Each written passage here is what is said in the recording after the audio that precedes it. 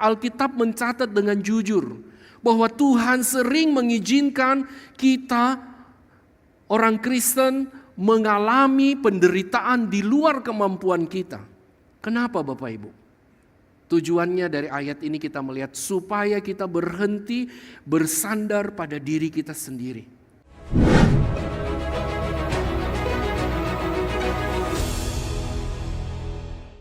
Shalom Bapak Ibu.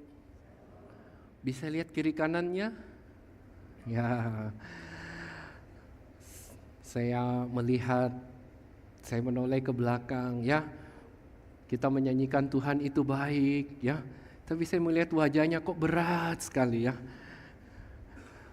Boleh beri senyum yang terbaik sekali lagi? Ya. Saudara, mungkin banyak hal membuat kita sulit untuk bisa tersenyum, benar-benar tersenyum ya. Karena ada beban yang sedang menindih kehidupan kita. Harapan dan doa saya melalui kebenaran firman Tuhan hari ini boleh memberikan kita kekuatan, dorongan dan semangat yang baru untuk menjalani hidup yang masih Tuhan percayakan kepada kita. Amin. Beberapa waktu ini saya mengalami beberapa hal yang sangat mengagetkan saya. Kelihatan baik-baik, ternyata beberapa waktu dipanggil Tuhan. Ya, itu membuat saya terkejut di satu sisi, tapi juga mengingatkan kepada saya, kalau Tuhan masih mengizinkan kita hidup pada hari ini, artinya ada sesuatu yang Tuhan mau kita lakukan dalam hidup kita untuk Dia. Amin. Nah, mari kita menjalani, kita tidak pernah tahu berapa panjang umur yang Tuhan percayakan, tapi mari kita menjalani setiap waktu, setiap saat dengan baik dan penuh sukacita. Amin. Nah, Bapak Ibu, kita akan melanjutkan mitos rohani yang pernah kita bahas beberapa bulan lalu. Kita akan mulai melanjutkan mitos rohani ini dengan mitos rohani yang pertama, yaitu Tuhan tidak memberi ujian di luar kemampuan kita atau di luar kemampuan saya. Ya, mitos atau fakta nanti kita belajar bersama-sama. Oke. Tema yang diberikan untuk kita renungkan melalui mitos ini adalah di luar, kita diingatkan satu kebenaran yang kita mau belajar, bahwa di luar kemampuan, di dalam kasih karunia Kristus tentunya. Ya, mari kita buka satu bagian firman Tuhan di dalam 1 Korintus pasal yang ke-10 ayat yang pertama hingga ayat yang ke-14. Mari kita baca secara bergantian. 1 Korintus pasal 10 ayat yang pertama hingga ayat yang ke-14. Silakan buka Alkitabnya baik yang manual maupun elektronik di dalam HP suci kita ya. Jangan lihat yang lain, lihat Alkitabnya saja ya. Kalau sudah dapat, kita akan baca secara bergantian. Saya akan baca ayat pertama, Bapak Ibu ayat kedua, seterusnya sampai dengan ayat yang ke-14. Firman Tuhan berbunyi demikian. Aku mau supaya kamu mengetahui saudara-saudara bahwa nenek moyang kita semua berada di bawah perlindungan awan dan bahwa mereka telah melintasi laut. Silakan ayat kedua, 1, 2, 3.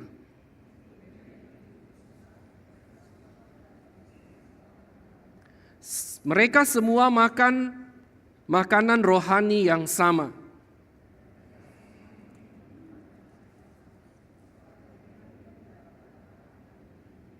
Dan batu karang itu ialah Kristus.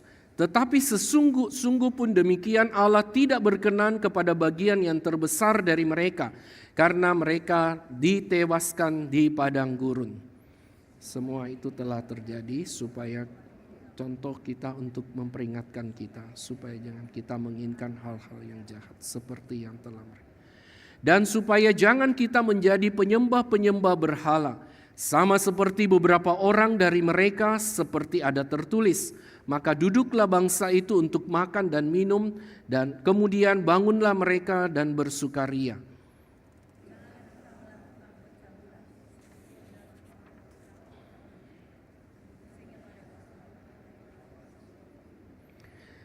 Dan janganlah mencobai Tuhan seperti yang dilakukan oleh beberapa orang dari mereka, sehingga mereka dipagut ular.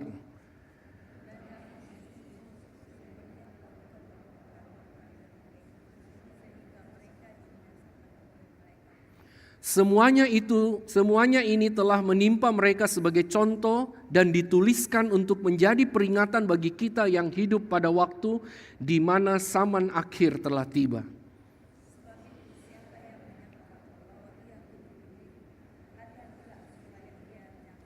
Pencobaan-pencobaan yang kamu alami ialah pencobaan biasa, yang tidak melebihi kekuatan manusia.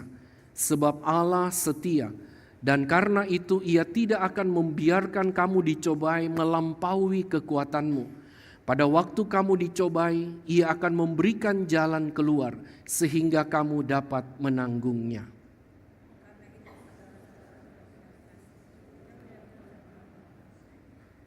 Demikianlah pembacaan firman Tuhan. Berbahagialah kita yang membaca, merenungkan, dan melakukannya dalam hidup kita setiap hari.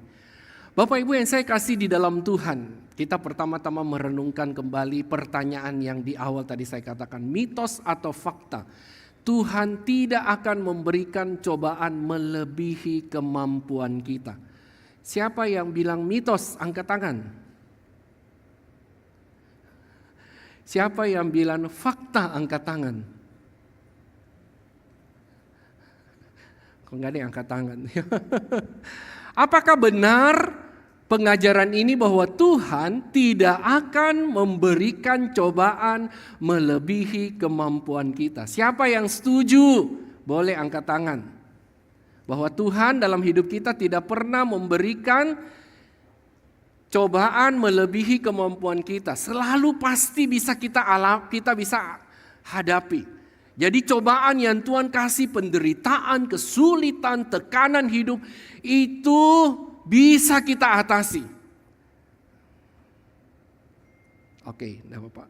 Siapa yang bilang Tuhan memberikan cobaan melampaui kekuatan kita sehingga kita tidak bisa menanggungnya? Bapak Ibu ngerti enggak maksudnya? Mitos atau fakta? Apakah kebenaran ini diajarkan oleh Alkitab bahwa Tuhan tidak memberikan cobaan melebihi kemampuan kita? Semua bingung ya? Bapak Ibu, pada waktu kita menghadapi tantangan dan pergumulan di dalam hidup ini, seringkali kita mendengar teman-teman kita berkata, ya, tenang saja, Tuhan tidak akan memberi cobaan melebihi kekuatanmu. Ada beberapa orang mungkin mengutip ayat yang tadi. 1 Korintus pasal 10 ayat 13. Kan tadi dibilang pencobaan-pencobaan yang kamu alami tidak melebihi kekuatanmu. Nah Bapak Ibu, apakah betul firman Tuhan mengajarkan kepada kita dalam menjalani hidup ini kita tidak akan mengalami cobaan atau tekanan hidup yang melampaui kemampuan kita? Bapak Ibu, kalimat ini terdengar sangat memotivasi kita, bukan? Dan banyak orang memakai perkataan-perkataan ini untuk menghibur, menguatkan orang, betul nggak? Tapi pertanyaannya sekali lagi, apakah betul kalimat ini? Ya, banyak orang Kristen menganggap seolah-olah Tuhan itu seorang pelatih gym yang menimbang beban barbel yang sesuai dengan kekuatan otot kita. Betul atau salah kalimat ini? Nah Bapak Ibu, kalau kita mau jujur hari ini, tadi sisi kanan saya mengatakan banyak realita kehidupan hari ini, banyak dari kita merasa beban hidup kita saat ini sudah jauh melampaui batas kewajaran dan kekuatan kita. Betul? Ya, saat vonis dokter datang dengan tiba-tiba, ya kita mungkin pada awalnya hanya sekedar mau check up, tiba-tiba begitu kita check up ternyata mungkin salah satunya jantung kita ada beberapa bagian sudah 90 bahkan ada yang 100%. Kita kelihatannya baik-baik saja hanya mau jalan-jalan pergi kontrol, ternyata kita didiagnosa menderita kanker stadium lanjut. Dalam beberapa waktu terakhir ini ada perang yang berkelanjutan, Kita melihat perekonomian di sana sini, usaha pekerjaan mengalami ekonomi yang hancur. Tiba-tiba tidak pernah kita pikirkan besok pagi kita masuk kerja, bos kasih satu surat, kamu dipecat atau kamu tidak lagi dilanjutkan kerja. Nah Bapak Ibu, dalam kondisi yang seperti itu sering kali kita merasa, Tuhan kok kayaknya ini sudah kelewatan, saya tidak sanggup lagi. Kenyataannya Tuhan kadang-kadang mengizinkan kita melewati masa-masa yang kadang-kadang kita harus jujur mengatakan, Tuhan saya tidak sanggup lagi. Dalam pengalaman hidup saya teringat waktu kuliah di saat selama 5 tahun. Saya hampir beberapa kali meninggalkan saat karena saya merasa saya tidak sanggup lagi Tuhan. Buku di library, di perpustakaan itu 95% itu semua buku bahasa Inggris, sedangkan saya bahasa Inggrisnya pas-pasan. Saya ingat sekali puncak satu kali ya, pada waktu semester yang keempat, di mana pada waktu itu tugas paper ada 40 paper, kuliah cuma 4 bulan. Bapak Ibu bisa bayangkan 40 paper, satu paper minimal 10 buku sebagai catatan kaki atau buku pendukung membuat sebuah paper. Bahasa Inggris semua dengan kemampuan yang terbatas ya, 40 paper. Belum termasuk di dalamnya apa? Ada tugas kelompok. Bapak Ibu, saya yakin anak-anak juga ya, hari ini yang paling susah itu tugas kelompok. Kalau kerja sendiri-sendiri mungkin masih lumayan. Kumpulin orang itu paling sulit. Belum lagi setiap Sabtu Minggu ada pelayanan weekend. Dan pada waktu itu saat masih menerima pelayanan sampai ke Jawa Tengah. Jadi saya ingat sekali hari Jumat selesai kuliah, siang sore kita udah mulai berangkat ke Jawa Tengah. Nanti Senin pagi sudah baru balik untuk kuliah lagi. Bapak Ibu bisa bayangkan? Sebelum masuk saat saya ini orangnya jarang ada di rumah karena kuliah sambil kerja. Dan begitu tinggal di asrama itu sesuatu yang begitu memberatkan saya. Saya ingat sekali Bapak Ibu, satu malam selesai self study. Dalam kondisi saya merasa Tuhan saya gak mampu. Bagaimana mungkin 40 paper hanya dalam 4 bulan. Belum tugas kelompok, belum tugas baca. Ya, ada beberapa mata kuliah yang selain ada paper, ada tugas kelompok, ada ujian, ada tugas baca lagi. Saudara, saya ingat sekali malam itu. Alkitab saya ada di rumah ya. Kadang dulu saya masih bawa tapi sudah agak lama sekali itu Alkitab. Jadi pada malam itu saudara di kampus, saya ingat saya lempar Alkitab saya. Saya bilang, Tuhan, saya sudah tidak kuat. Saya enggak mampu Tuhan. Tapi saya bersyukur, saya ingat sekali pada waktu wisuda pada tahun 2000. Ya, setelah menyelesaikan studi 5 tahun, kemudian praktek 1 tahun. Akhirnya waktu di wisuda, saya mau mengatakan itu semua karena kasih karunia Tuhan. Sudah dalam pengalaman pelayanan juga tahun ini sudah masuk ke tahun 26. Ada beberapa waktu di dalam pelayanan khususnya setelah 15 tahun pelayanan. Saya memikirkan kembali. Tidak mudah melayani sebagai hamba Tuhan. Ya waktu itu saya sudah berkeluarga, saya juga bergumul dengan Semu dan kami semua. Apakah kami tetap mau pelayanan di gereja atau mungkin freelance? Atau bahkan dalam 15 tahun pergumulan saya di dalam waktu freelance sekitar 10 bulan. Ada beberapa jemaat mulai menawarkan saya, Pak Alex, gimana kalau kerja asuransi aja Pak Alex? Cuannya banyak loh. Masa depannya, prospeknya lebih bagus. Saudara, waktu itu ada banyak pergumulan. Selama 10 bulan itu kami bergumul dan terus mencari kehendak Tuhan.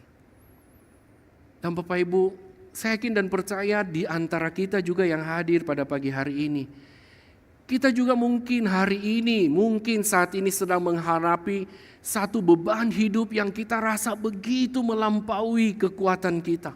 Sehingga kita tidak sanggup lagi. Sekali lagi kita kembali ke pertanyaan yang tadi.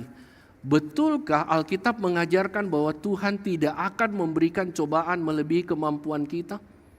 Jawabannya adalah tidak betul. Realita dalam kehidupan kita, sadar atau tidak, ya, hari ini kita boleh ada semua karena kebaikan Tuhan, kasih karunia Tuhan. Kita pernah mengalami masa-masa yang sulit seperti itu. Dalam pengalaman pelayanan di anak-anak muda, saya sering mendapati ada banyak anak-anak muda yang mengalami broken home. Di dalam retreat yang kami pimpin, kami mendapati waktu konseling dengan mereka sering mengatakan, Pak Alex, kami tidak sanggup lagi melihat papa mama keluarga kami seperti itu. Bahkan ada beberapa mungkin ya pernah mengungkapkan, lebih enak saya tidak ada di dunia ini daripada saya punya keluarga seperti itu. Ya. Ini membuktikan bahwa banyak di antara kita pernah mengalami masa-masa di mana kita merasa beban kehidupan itu melebihi kekuatan kita. Dan saya mau katakan Bapak Ibu bukan satu-satunya, saya juga pernah mengalami. Bahkan dalam perjalanan hidup saya 55 tahun ini, saya ingat ada 3 kali saya hampir meninggal. Tapi kalau Tuhan masih memberikan hidup, itu adalah kemurahan Tuhan, adalah kasih karunia Tuhan. Dalam perjalanan pengalaman pelayanan rumah tangga, kita pernah mengalami masa-masa seperti itu. Bukan berarti keluarga kita tidak bahagia, bukan itu poinnya. Ada waktu-waktu tertentu kita sebagai orang tua, kita sebagai anak, kita merasa kok kayaknya sebaiknya kita tidak lahir di keluarga ini. Sebaiknya kita tidak ada di dalam dunia ini. Bahkan saya seringkali mendengar dalam mendampingi jemaat menghadapi pergumulan hidup. Baik itu kehilangan yang tiba-tiba, yang seringkali saya katakan meninggal secara jantung yang pergi itu baik, yang ditinggal yang tidak baik.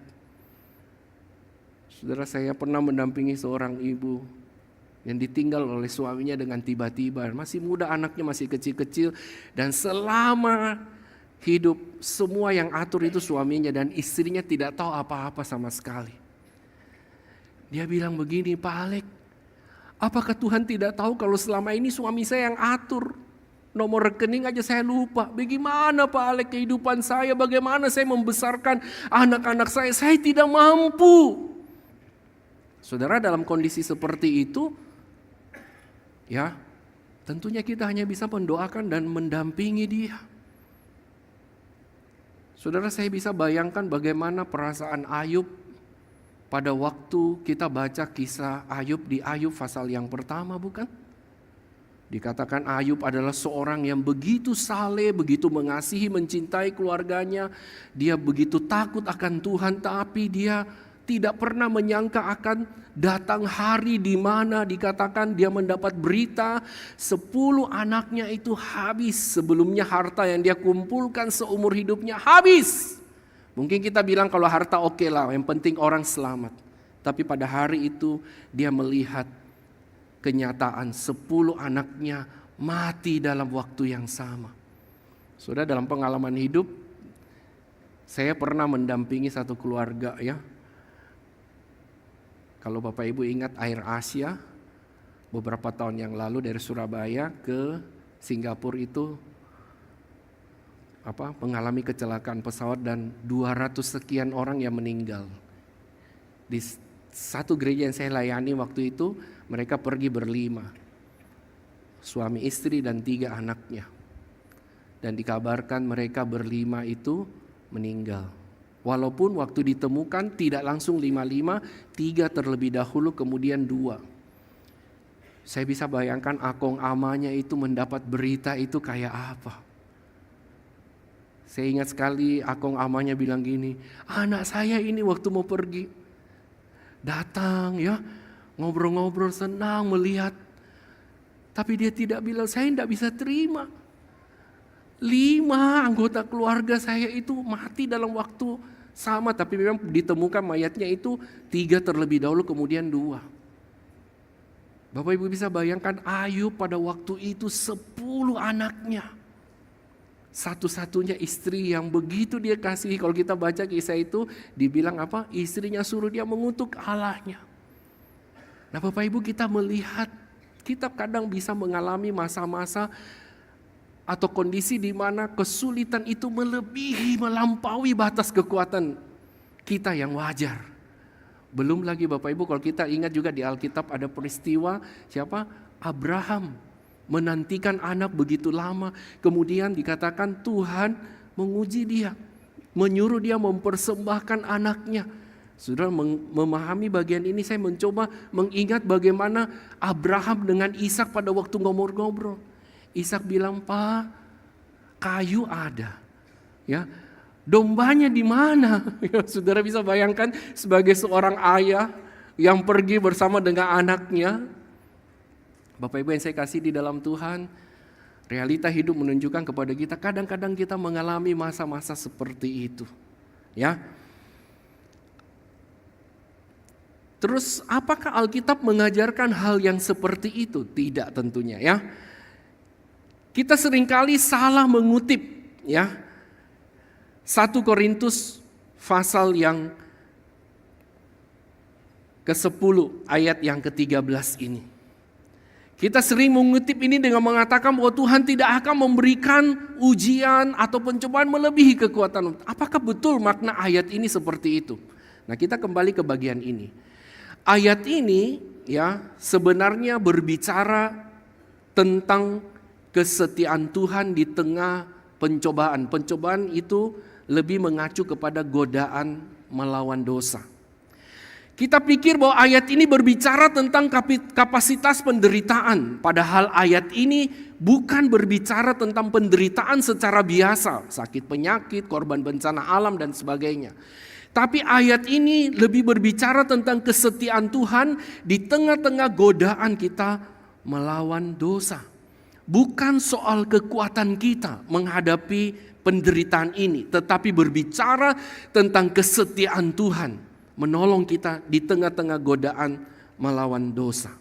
Bapak Ibu, konteks bagian firman Tuhan yang kita baca ayat 1 sampai dengan ayat ke-11, di sana Paulus mengingatkan jemaat Korintus tentang kegagalan bangsa Israel. Ya, mereka punya pengalaman rohani yang hebat. Bayangkan ya, makan Tuhan langsung kasih dari surga, betul? Berjalan di laut ya, memindahkan 2 juta orang menurut penafsir ya. Kurang lebih 2 juta orang yang Musa bawa keluar dari Mesir menuju ke tanah Kanaan. Untuk memindahkan 2 juta orang ini menyeberangi laut Teberau itu dah gampang Bapak Ibu, betul gak? Tapi Tuhan dengan kuasanya yang luar biasa membawa mereka mengalami kuasa dan kebaikan Tuhan. Nah, kita lihat di sini. Mengalami pengalaman rohani yang hebat. Mereka dipilih sebagai umat pilihan Allah. Mereka mengalami begitu banyak pekerjaan Tuhan yang luar biasa. Makan langsung dari surga. Ya saudara, kasih makan 2 juta orang itu enggak gampang. Betul? Kita kadang-kadang di gereja 1000 orang aja kita kelabakan. Ini 2 juta orang. Bukan 1 hari, bukan 1 momen. 40 tahun lamanya Tuhan memberi mereka makan. Betul? Luar biasa pengalaman-pengalaman rohani yang mereka dapatkan. Tapi mereka jatuh ke dalam penyembahan berhala dan dosa karena mereka merasa kuat. Mereka sudah dipilih, mereka sudah punya hak istimewa, mereka merasa mereka kuat dan mereka tidak lagi mengandalkan Tuhan di dalam hidupnya. Mereka tidak lagi dengar-dengaran dan taat kepada Tuhan. Sehingga ayat 11 Paulus mengingatkan mereka. Di ayat 11 juga kepada jemaat Korintus. Kalau kita baca jemaat Korintus adalah jemaat yang begitu banyak karunia-karunia di dalamnya. Satu jemaat yang luar biasa. Secara keuangan mapan, secara karunia banyak dan banyak aktivis-aktivis. Sebenarnya gereja ini gereja yang hebat, tapi sayang satu. Mereka menonjolkan diri. Ya, di sini mengingatkan sebagaimana mereka ingatkan kegagalan daripada bangsa Israel, yaitu mereka merasa kuat dan mereka tidak lagi membutuhkan Tuhan. Sehingga Paulus mengingatkan di ayat 12, siapa yang menyangka teguh berdiri, hati-hatilah supaya ia jangan jatuh. Lalu dalam konteks ayat 13 ini, ayat 13 ini berbicara tentang pencobaan atau dalam bahasa aslinya perasmos, lebih merujuk kepada godaan untuk berdosa di tengah-tengah tekanan, bukan berbicara tentang ya bukan bicara tentang kapasitas penderitaan yang kita alami. Lebih merujuk kepada godaan untuk berbuat dosa di tengah tekanan. Bapak Ibu, sekali lagi ayat ini bukan tentang janji beratnya beban hidup, tetapi janji tentang apa? Kesetiaan Tuhan menjaga iman kita di tengah-tengah tekanan yang kita alami. Ayat ini mau memberitahukan kepada kita bahwa Tuhan tidak sedang berkata bahwa masalah hidupmu akan selalu ringan kalau kita menjadi orang Kristen. Seperti bangsa Israel, umat pilihan Allah, mengalami begitu banyak kebaikan Tuhan. Bahwa menjadi orang Kristen tidak menjamin bahwa kita akan mengalami masalah yang ringan saja. Tapi juga kita akan mengalami beban-beban yang melampaui kekuatan kita. Dari bagian ini Tuhan juga mau mengatakan kepada kita bahwa saat kamu digoda untuk menyerah, pada waktu kamu menghadapi tekanan hidup ini, digoda untuk marah pada Tuhan, atau digoda untuk mencari jalan pintas yang berdosa, Tuhan memberikan jalan keluar agar kita bisa tetap taat. Ada banyak godaan bagi Ayub untuk mengutuk Tuhan pada waktu dia menghadapi penderitaan yang di luar daripada kemampuannya. Ada godaan bagi Abraham di tengah-tengah panggilan Tuhan untuk mempersembahkan anaknya itu. Ada godaan bagi saudara dan saya di tengah-tengah kesulitan hidup yang kita hadapi. Seperti misalnya dalam konteks saya, ada godaan bagi saya untuk meninggalkan sekolah teologi. Ada godaan bagi saya untuk meninggalkan pelayanan yang begitu berat. Ada godaan bagi kita untuk meninggalkan Tuhan di tengah-tengah tekanan hidup yang kita hadapi, khususnya sebagai orang Kristen, sebagai anak-anak Tuhan. Namun kita melihat di sini, Tuhan akan memberikan janji, Tuhan akan memberikan jalan keluar agar kita tetap taat kepadanya. Bapak Ibu, dari sini kita belajar, kita diingatkan bahaya sekali mitos ini yang mengatakan Tuhan tidak akan memberikan ujian melampaui kekuatanmu. Kenapa Bapak Ibu? Karena pada waktu kita mampu, ya, kita tidak lagi butuh Tuhan. Amin. Kita lebih bergantung kepada diri kita, keyakinan kita daripada kepada Tuhan. Seringkali Tuhan mengizinkan kita mengalami hal yang melampaui kekuatan kita, supaya di sini kita jangan bergantung kepada kekuatan kita. Nanti kita akan lihat bagaimana pengalaman Paulus, ya. Kemudian Bapak Ibu, dampaknya kita melihat pada saat kalau kita meyakini bahwa Tuhan tidak mengizinkan kita menjalani hidup ini mengizinkan kita mengalami penderitaan yang melampaui kekuatan kita, maka kita akan menjadi sombong saat kita berhasil. Kita kira kita punya kemampuan. Ini semua kita boleh karena saya, bukan karena Tuhan. Dan pada saat kita mengalami kegagalan, kita akan terus-menerus menyalahkan diri kita. Seperti tadi saya katakan, waktu kita mengalami berita kehilangan, ada orang yang menganggap itu melampaui kekuatannya. Kalau dia merasa itu di dalam kemampuannya. Saya pernah mendampingi seorang istri yang dia terus-menerus menyalahkan dirinya kematian suaminya. Walaupun kalau saya dengar ceritanya, itu bukan sepenuh salahnya dia. Tapi kalau kita menganggap bahwa Tuhan tidak pernah memberikan kita ujian melebihi kekuatan kita, kita akan seperti ini.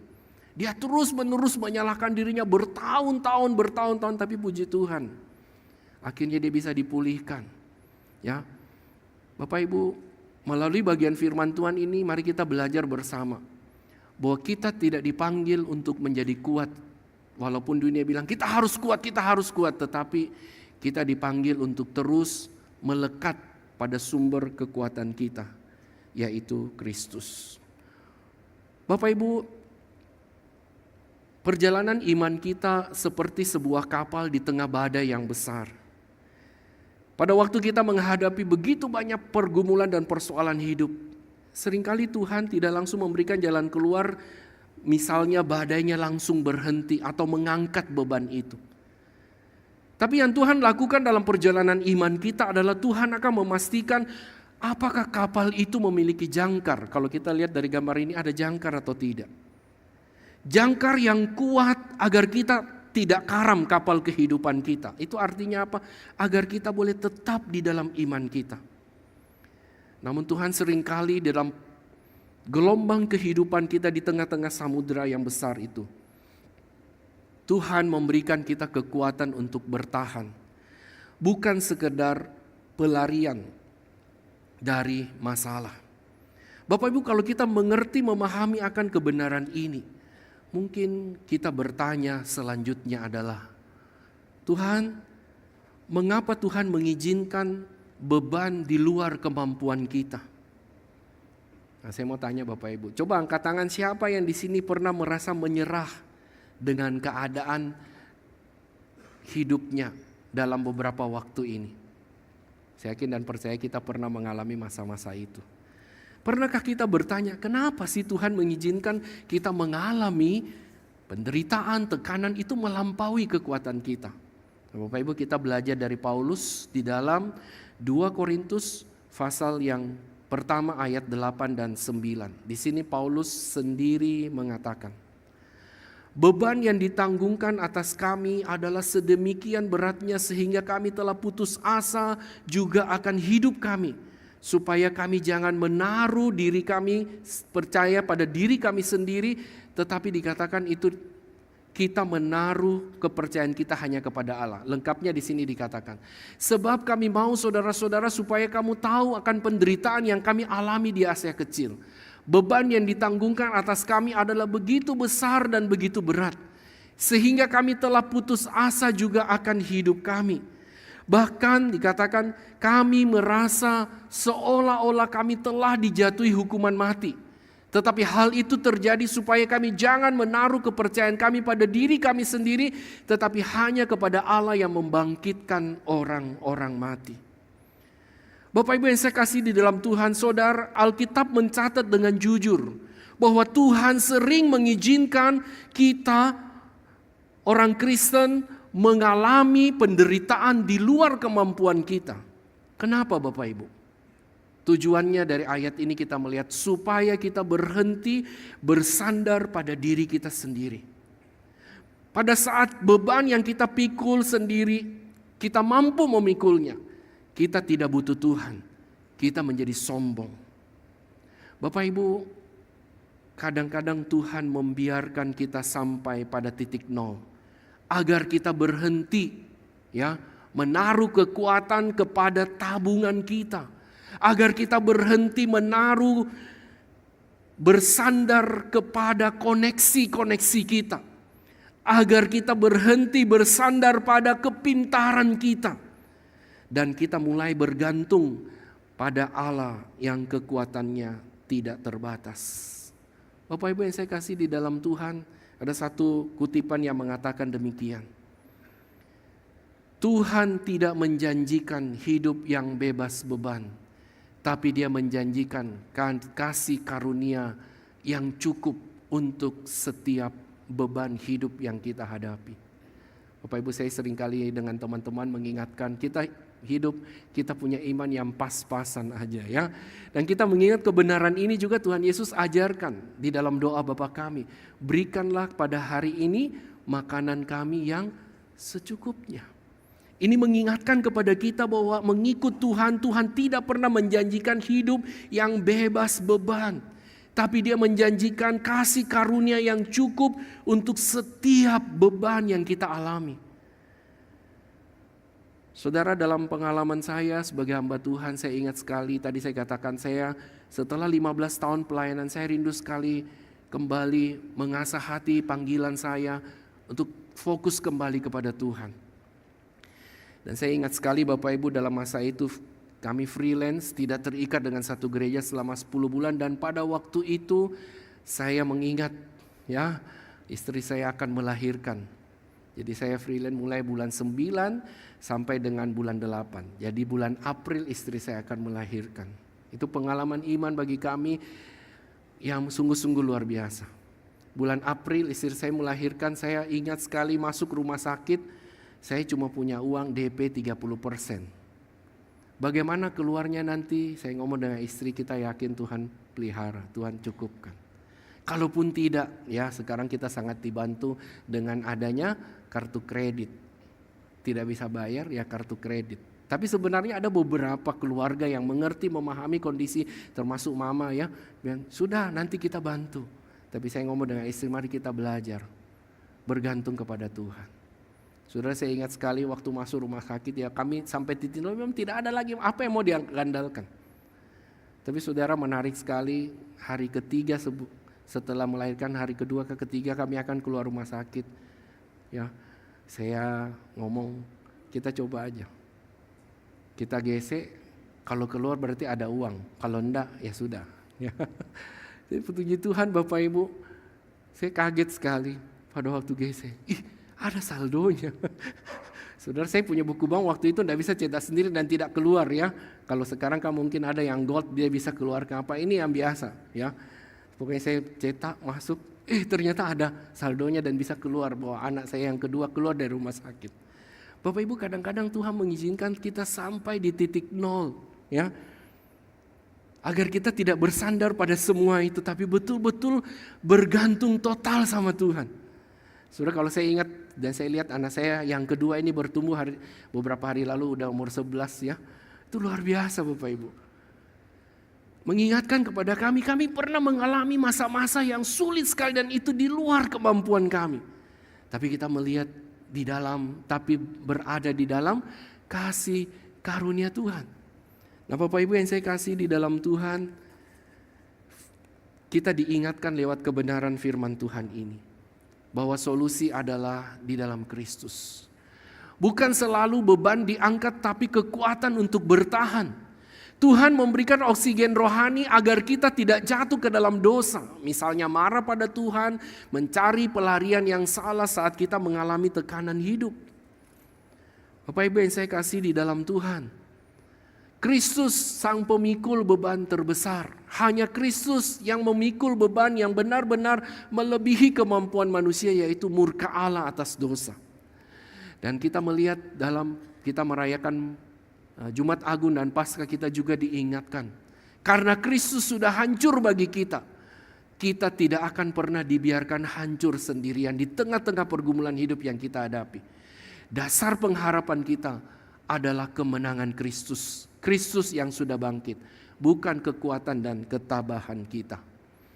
Nah Bapak Ibu yang saya kasih di dalam Tuhan, kalau Tuhan kadang mengizinkan kesulitan, tekanan melampaui kekuatan kita, tapi ada kasih karunia di dalamnya yang memampukan kita menghadapi semuanya sehingga kita bisa tetap taat. Apa yang kita boleh belajar dari kebenaran firman Tuhan ini? Yang pertama Bapak Ibu, mari kita belajar mengakui kerentanan kita. Kalau dunia mengatakan kita harus kuat, tidak. Hari ini berita firman Tuhan mengingatkan kepada kita, tidak apa-apa untuk berkata, saya tidak kuat di hadapan Tuhan. Dan dengan penuh kerendahan hati kita mau berkata, Tuhan, saya tidak mampu. Saya butuh kasih karunia-Mu hari ini. Yang kedua, kita belajar dari bagian firman Tuhan ini mengingatkan kepada kita waktu kita menghadapi ujian atau tekanan hidup yang melampaui kekuatan kita. Carilah jalan keluar yang benar.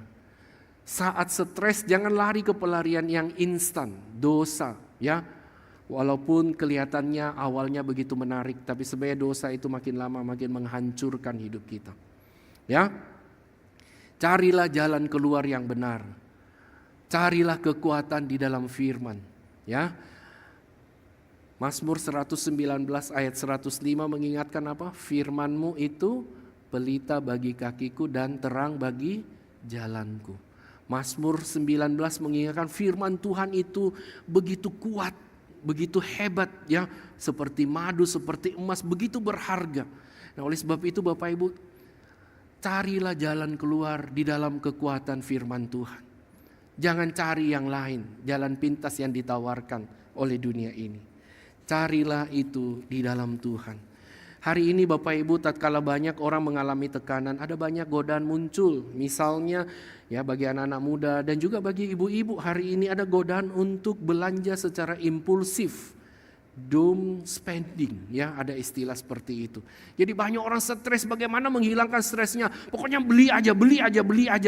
Jangan Bapak Ibu. Ya. Itu ada godaan seperti itu. Ada juga godaan yang paling kayaknya kok begitu menggiurkan, lari ke obat-obatan. Kok kayaknya waktu kita minum semua masalah itu hilang. Apakah betul hilang? Mungkin pada waktu kita minum itu, makan itu, mungkin pada waktu dia punya masih berfungsi obatnya itu, mungkin kelihatannya beban kita hilang. Tapi itu hanya sesaat. Bapak Ibu, jangan cari kepelarian yang instan dan yang tidak benar itu. Carilah kekuatan di dalam firman.